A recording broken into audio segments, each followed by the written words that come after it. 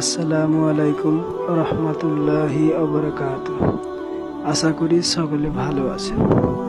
আব্দুল্লাহ ইবনু আমর রাদিয়াল্লাহু তাআলা আনহু থেকে বর্ণিত, একটি ব্যক্তি আল্লাহ রাসূল সাল্লাল্লাহু আলাইহি ওয়াসাল্লামকে জিজ্ঞেস করল, ইসলামের কোন কাজ সবচেয়ে উত্তম?